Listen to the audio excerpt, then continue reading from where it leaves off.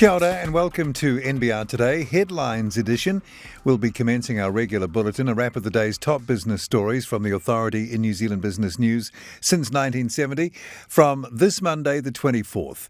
It's Friday, January 21st. I'm Paul Brennan. Thanks again for joining us.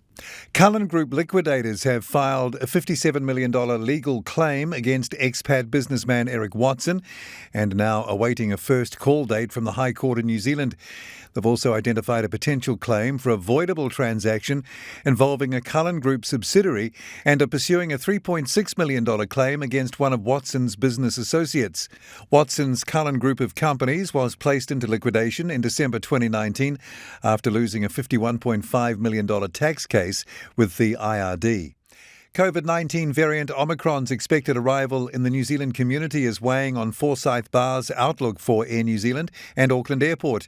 Two research reports from 4Bar analysts, titled More Turbulence but Clear Skies Ahead, noted that the longer New Zealand can keep Omicron out, the bigger the dent in near-term demand for aviation, as border restrictions are likely to be prolonged.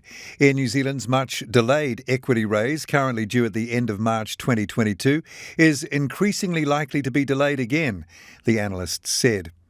My Food Bag has reaffirmed its full-year earnings guidance following a strong third quarter and bumper Christmas, but says inflationary pressures are continuing to eat away corresponding earnings growth.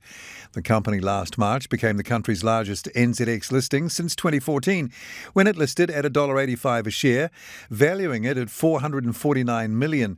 In November, it confirmed it would pay a dividend of 3 cents a share after a record half year for the business, even as revenue, delivery numbers and average order value dipped.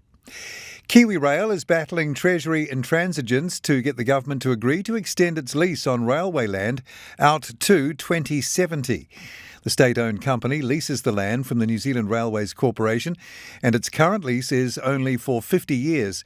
In a paper to its shareholding ministers, Finance Minister Grant Robertson and State-owned Enterprises Minister David Clark, obtained by NBR under the Official Information Act, Kiwi Rail said the current lease was short relative to the rail network assets in Kiwi Rail ownership, such as bridges and tunnels, that reduced the appeal to third parties to consider development opportunities on rail land, it said. Businesses are being urged to get ready for an Omicron outbreak, including sorting out how they will continue to operate when staff inevitably get sick.